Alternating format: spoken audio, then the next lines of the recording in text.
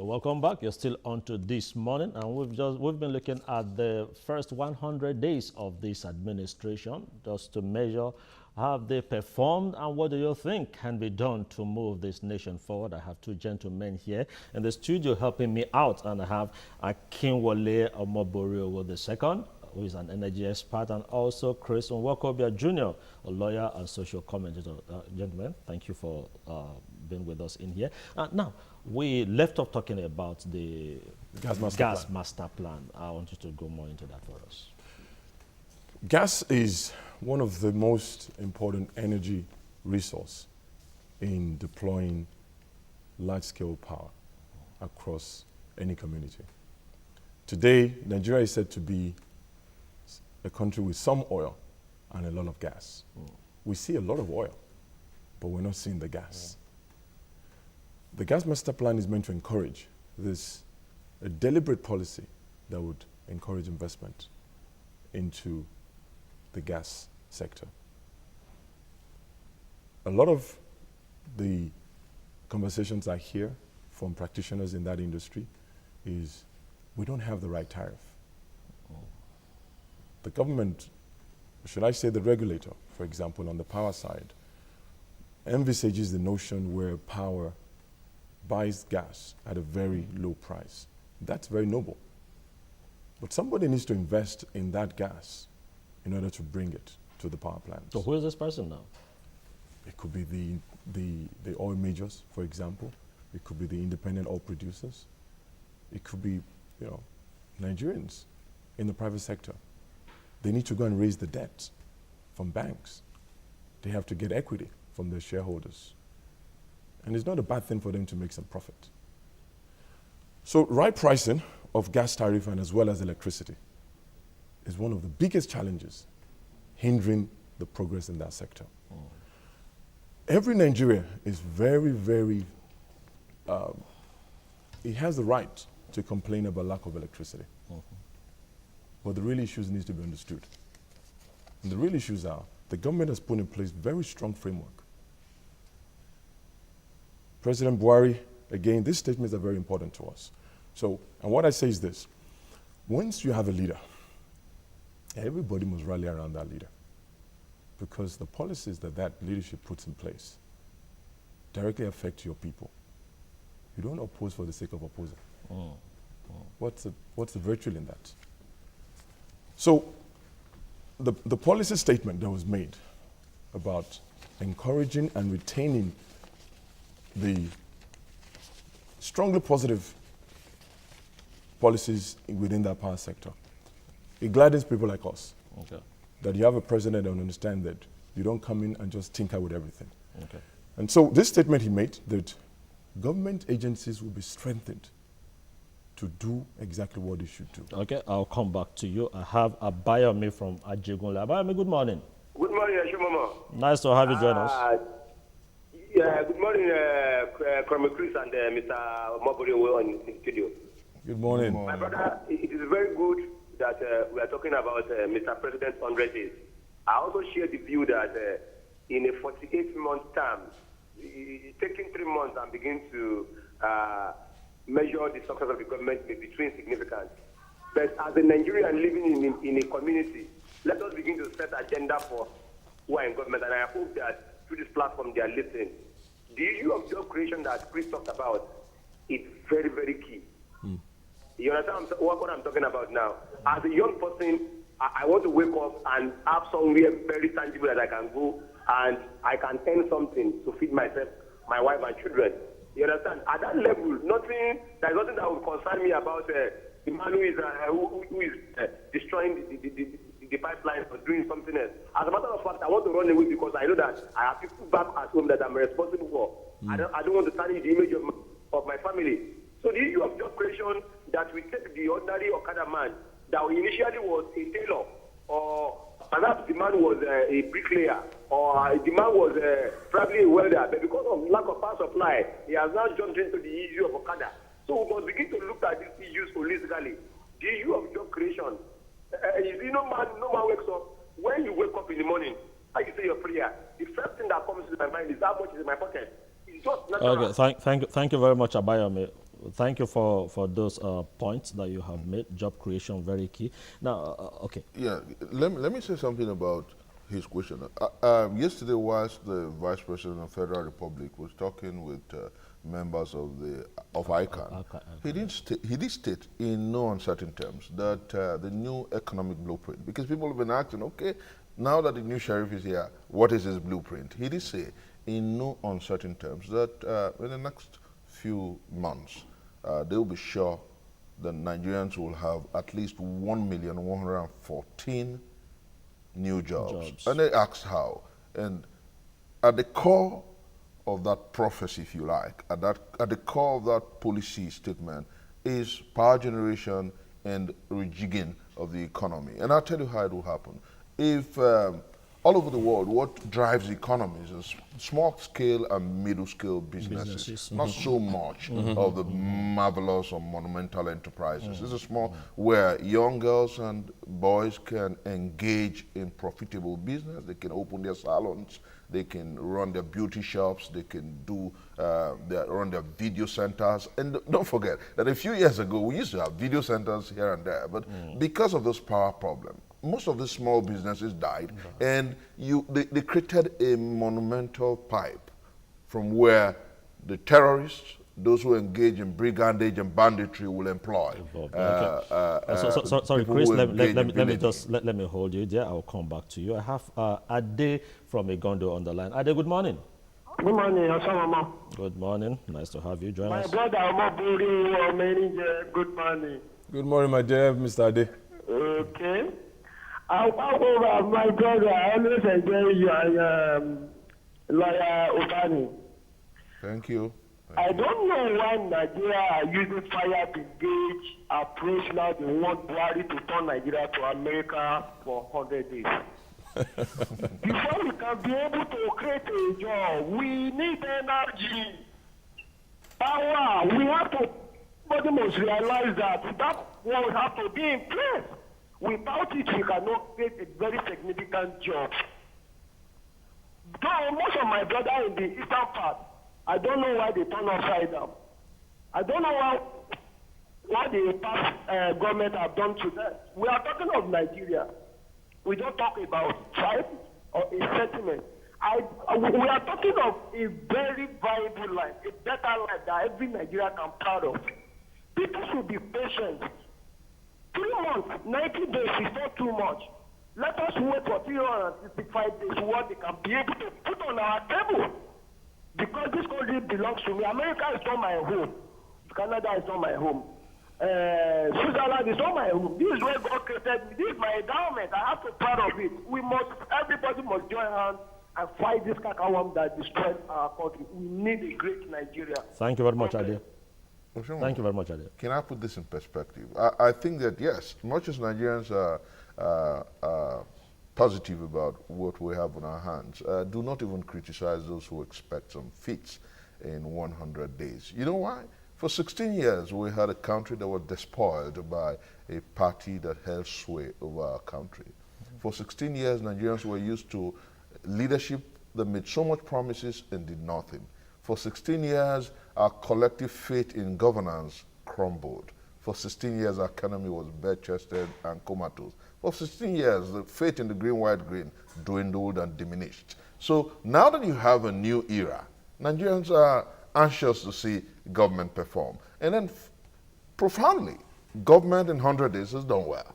And that's what the world is saying. And it's that's not out what of you place and for I, them to ask. And that's what you and I are saying. And so let us not vilify them. But my advice to my brothers on the other side, that is a party that is learning to be on the opposition, must be such that when you want to criticize government, criticize on issues and ideas. Do not try to polarize this country. Just like you said, not criticize for criticizing. Yeah, do not now polarize Chris, I'll come back to you. I have a a namesake of yours on the line from Orele. Chris, good morning. Good morning. Nice to have you join us. Yeah, I'm happy Buhari has provided the leadership to run the country. I agree with what he has been doing in security and other areas. But what I'm trying to suggest this morning is that government is a continuum. every government contributes, whether he's doing good or doing bad. There's other positive area that he has contributed. Let me give you an example about Babangida administration. Some said he's the most corrupt. That is what people said, alleged. But look at his government. The massive development, electricity, Mansard, be-free. When you embark on such development, corruption must fall. For my area, for instance, we had electricity during his time. And so many other places were developed, massive road and all the rest. So what I'm trying to say is, we should not condemn past administration because there are also structures in ground. So we build on what the other person has done and then move on. We are not saying that Buhari just starting as a new government. Nigeria is not a new country. Like this TVC, for instance, was established during the time of Jonathan, if I'm correct. So there are areas that are established. So what I'm trying to say is, in as much as we congratulate Buhari, we praise him, we should not condemn the previous government. All right. Thank you very much, Chris, for your points. Just like you said, they are not out of place, those who are asking for what's only right. Done. It's only and right. also They saying want governance to be responsible and responsive. Now, Chris, let me come back to you, Akinwole, on this aspect of power generation, because I, for one, see it as one key thing that if any government can solve it for Nigerians, then. And because I think there was a time we used to have the 17-point agenda, and Nigerians were saying that, look, just pick one thing and just do one thing. if you can do that one point, and even if it's power, because it's one sector that affects every person in the system. Now, this government, just yesterday, they told us about agri-development, that, look, we want to grow the economy, we want to create jobs. But at the forefront of this is we want to boost our investment in agriculture. We want to ensure that it grows. Now, how relevant is our power generation to boosting the agri sector? Extremely relevant. What the government, as I understand it, have embarked upon, you have the Vice President of the country directly monitoring that sector on a day-to-day basis. That's right. There's a lot of focus to it. I read in the papers recently that when Mr. Additional was inaugurated as president of AFDB, the vice president was there. The policy statement that Additional made was, power Africa. Power, Africa. Power. Right. The largest economy in Africa today is Nigeria.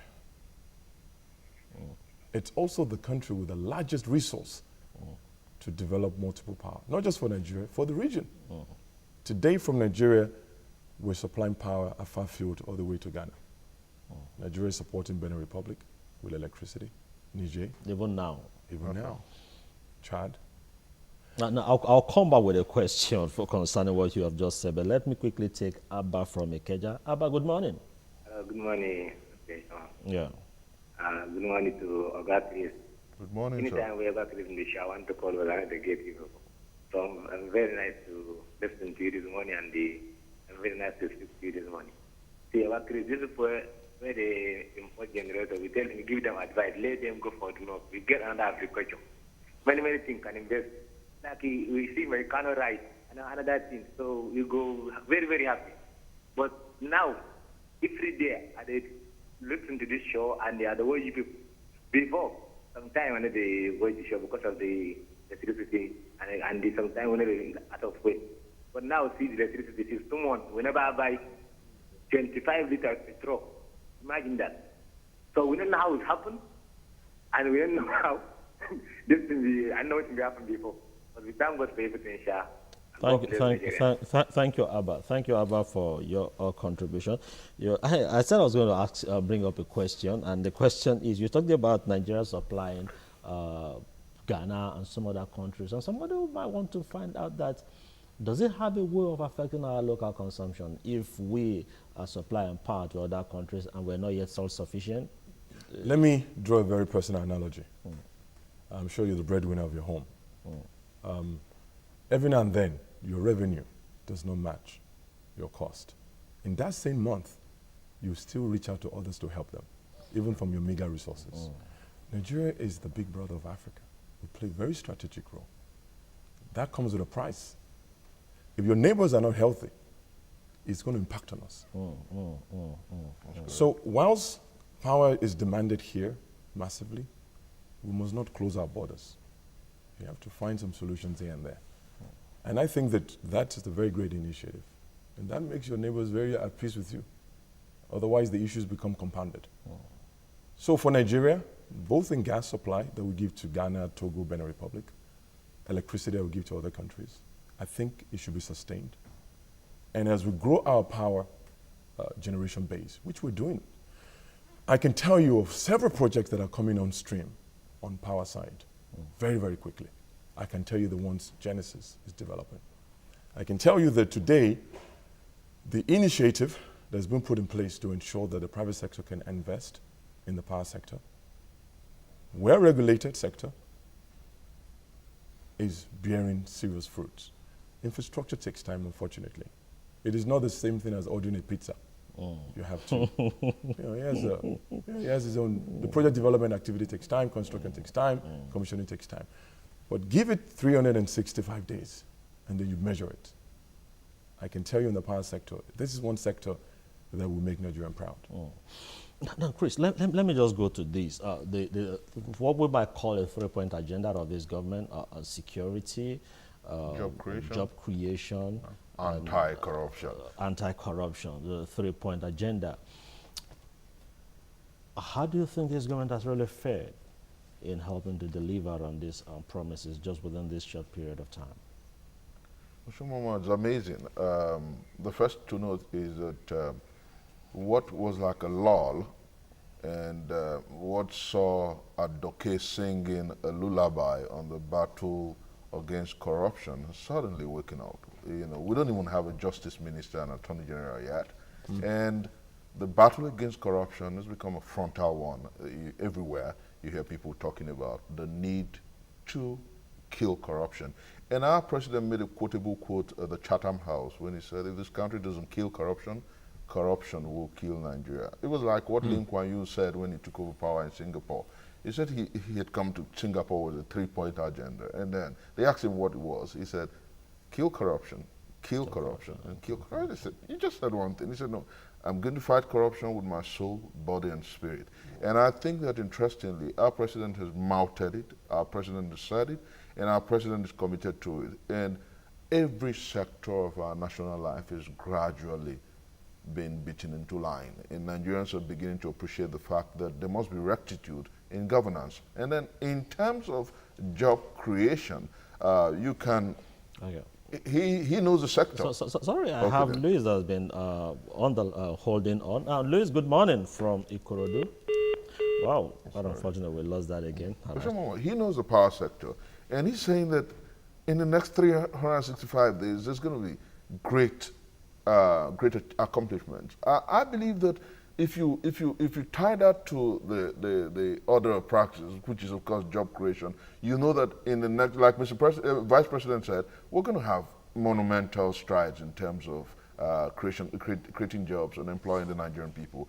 Then national security, for the first time, and I say this without fear of querulous critics, in the battle against insurgency that began effectively in 2009, we have a programmatic and a programmed effort at stemming insurgency. You see the movement of the military command against insurgency to the locus impo, the northeast. And then you see the effort, you see the effect. And then you hear, no longer are we being regaled by news of little feats. We see, last night it was the power generating facilities of the Haramis in the Sambisa forest that the Air Force said they had demolished. So I think that, sorry, please let me just put you on hold. I have Jide from Ijaniki on the line. Now, Jide, good morning.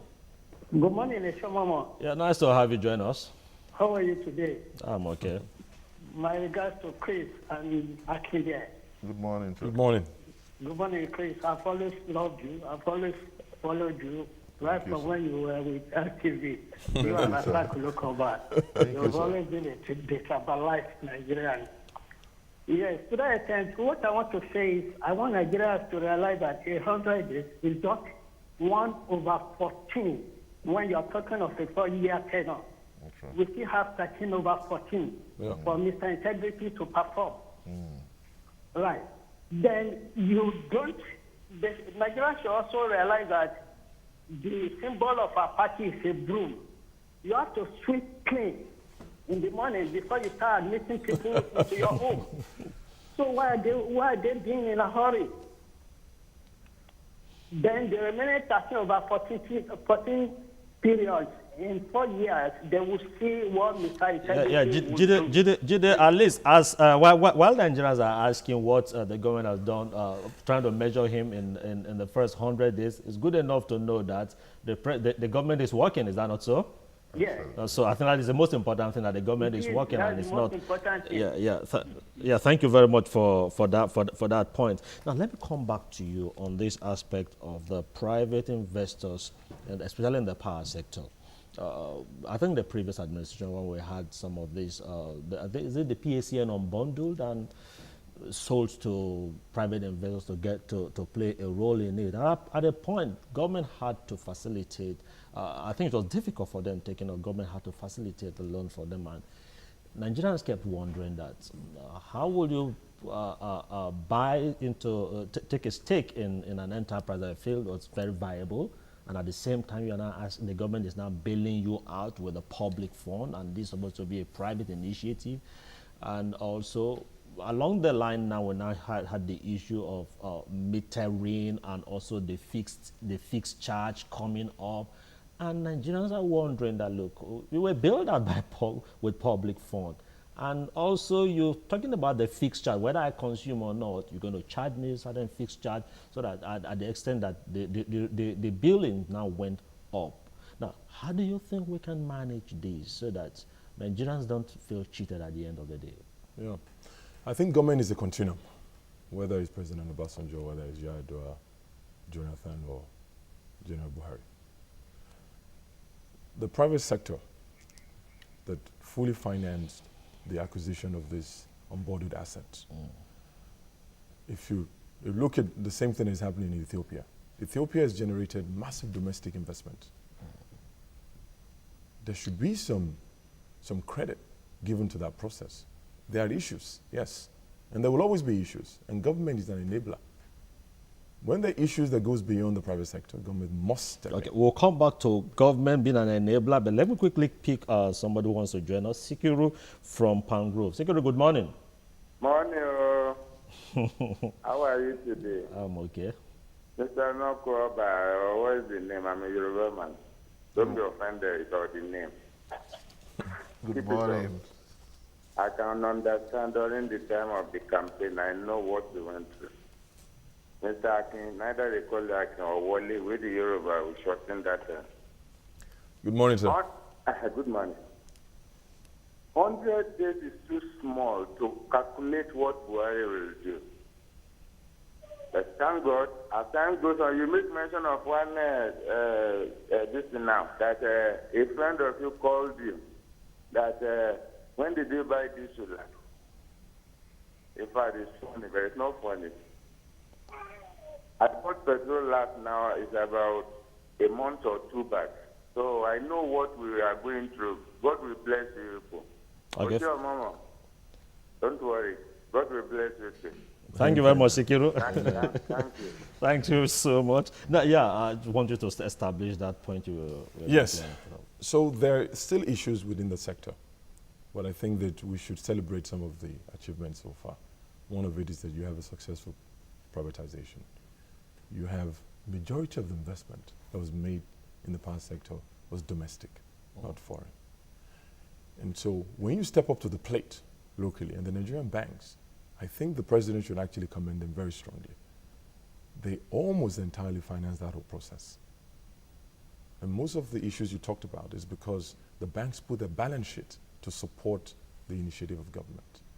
So should Nigerians now pay for that? I don't necessarily think so. And that is a very valid point. If you're making investment, you shouldn't necessarily transfer your inefficiencies to the people. Okay. So, but I don't think Nigerians are paying for it. What the central bank did was an intervention. It was a loan. And central bank. It was a loan. Okay, so let me just put you on hold there. I have Ogaba on the line, but my last caller, I guess. Good morning. from Benue. Yeah. Eshomomoh. Yeah, good morning. Good morning. Yeah, a quick one from you. And Omoboriowo II. Yep. I want to say that the people who are commenting that things have not started in Nigeria are still living in the past, or they are not in Nigeria. Let me tell you something. As an ordinary Nigerian, I call my vice president. He picks my call and talks to me. Where has it been done before? We in Nigeria, who has even common councillor, what the moment you give them, they go into office, you can't even see them. And let me say that looking back to 1993, when okay. Well, because of time, please, I can't continue with this. Thank you so much for that point you have established. Just quick one, less than 1 minute. I think the way we are is such that every Nigerian must aggregate at the parlor, where we must commend governance and criticize government when needful. But I repudiate and lampoon every criticism that is outlandish. I'll tell you why I say that. No, I will allow you to establish that, please. Just a quick one from you. The power sector is very critical to the health of this country, to the economy. All right. The government needs to focus on the real issues. Okay, thank you very much. Now, Akinwole Omoboriowo for being with us today. Omoboriowo II, the second. Thank you so much for being with us. And also, Nwaokobia Jr., thank you very much for being part of this discussion. Thank you so much. You've really, I think, enriched our knowledge with your contributions. And also to my viewers who also called in to make some points. I do appreciate you calling in. Now, let's make it another appointment tomorrow, same time on this morning, where I will be here again to host this show. My name remains Eshomomoh Imoudu. Now, bye for now.